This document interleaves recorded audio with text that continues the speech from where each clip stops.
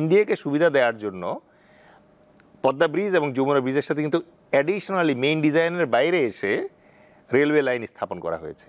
আজকে মিরেশ্বরের ওখানে যখন ইন্ডিয়া ডিপোজিটটা চালু হতো তখন সত্যিকার অর্থে আমাদের চিকেন নেক যেটা ফেনী অত্যন্ত ঝুঁকিতে পড়ে যেত। সেভেন সিস্টার্সে কিন্তু বিচ্ছিন্নতাবাদী আন্দোলন অত্যন্ত পুরাতন। ইভেন বাংলাদেশে যে আন্দোলন স্বাধীনতার আন্দোলন শুরু হয়েছিল তার চেয়েও পুরাতন কিন্তু আসামের স্বাধীনতা আন্দোলন। ট্রানজিট নিয়ে কথা বলছেন, এটাকে আরেকটু বিস্তারিত বলবেন যে ট্রানজিট আসলে কোথায় কিভাবে নিয়েছে? ট্রানজিটের যে স্পেসিফিক রিকোয়ারমেন্ট আগে বোঝা দরকার। সেটা হচ্ছে যে আমরা এখন একটা ওয়ার্ডের সাথে খুব বেশি পরিচিত, সেটা হচ্ছে chicken neck. Chicken neck, so এটা হচ্ছে basically Siliguri corridor. So Siliguri করিডরের উপরেই আছে হচ্ছে তিব্বত। তিব্বতের উপরে কিন্তু চায়নার প্রচণ্ড রকম প্রভাব এখন বিদ্যমান এবং তিব্বতে চাইনিজ বেইজ অলরেডি হতে শুরু করেছে, মিলিটারি বেইজ।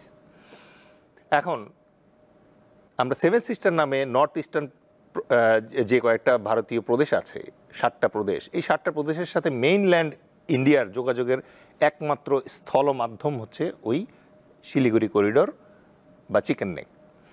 এখন এইটা কোনো কোনো ক্ষেত্রে 13 কিলোমিটার থেকে 17 কিলোমিটার পর্যন্ত চওড়া একটা জায়গা। 1962 সালে যখন চীন ভারতকে আক্রমণ করে তখন কিন্তু অরুণাচল প্রদেশের একটা বড় অংশ চীন দখল করে নেয়। 30 অক্টোবর 1962 তারা আক্রমণ শুরু করে এবং 30 নভেম্বর 1962 পাক্কা 1 মাস তারা কিন্তু ইন্ডিয়ান যে আর্মি আছে তাকে ওখানে পরাস্ত করে এবং 1 মাস পর ইন্ডিয়া যখন টোটাল মানে সারেন্ডার করে ফেলে তাদের কাছে, তখন ইউনিলেটারালি চায়না সিজফায়ার ডিক্লেয়ার করে। এই যে সিজফায়ারটা ডিক্লেয়ার করলো, এই ডিক্লেয়ার করার পর ইন্ডিয়া আরও ভালোভাবে বুঝতে পারলো যে শুধুমাত্র চিকেন নেকের যে শিলিগুড়ির করিডোর আছে তার উপরে ভরসা করে তাদের পক্ষে সেভেন সিস্টার্সের সাথে একটি শক্তিশালী সম্পর্ক রাখা অত্যন্ত দুরূহ হয়ে যাবে। একই সাথে আপনাকে লক্ষ্য রাখতে হবে যে সেভেন সিস্টার্সে কিন্তু বিচ্ছিন্নতাবাদী আন্দোলন অত্যন্ত পুরাতন। ইভেন বাংলাদেশে যে আন্দোলন স্বাধীনতার আন্দোলন শুরু হয়েছিল তার চেয়েও পুরাতন কিন্তু আসামের স্বাধীনতা আন্দোলন। সুতরাং এই জাতীয় বিচ্ছিন্নতাবাদী আন্দোলন যে আছে এই আন্দোলনগুলোকে আটকানোর জন্য, সাপ্রেস করার জন্য ভারত কিন্তু এই শিলিগুড়ি করিডোরের উপরে তাদের প্রায়োরিটি বুঝতে শুরু করলো। কিন্তু বাস্তবতা যেটা হচ্ছে যে শুধুমাত্র শিলিগুড়ি করিডোরের উপর নির্ভর যেহেতু করা যাচ্ছিল না, তারা শুরু থেকেই চাচ্ছিল যে বাংলাদেশের ভেতর দিয়ে কিভাবে সরাসরি সেভেন সিস্টার্সে যোগাযোগ করা যায়।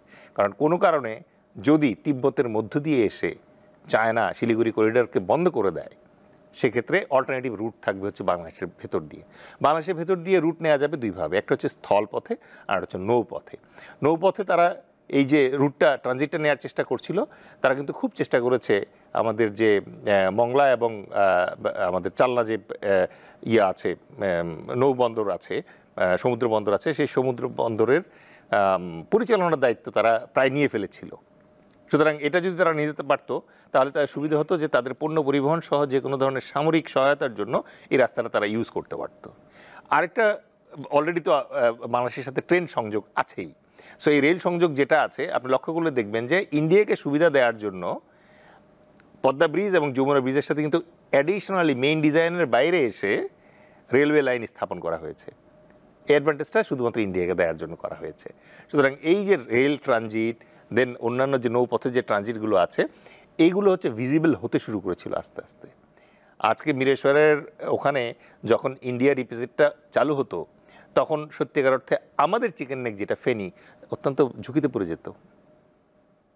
সো এই ধরনের অসংখ্য দৃশ্যমান এবং অদৃশ্য ট্রানজিট তার মাধ্যমে আসলে তারা চাচ্ছিল যে বাংলাদেশ হবে হচ্ছে ইন্ডিয়ার transit point, corridor point, only the station through which তারা নর্থ থেকে সাউথে যাওয়া আসা করবে।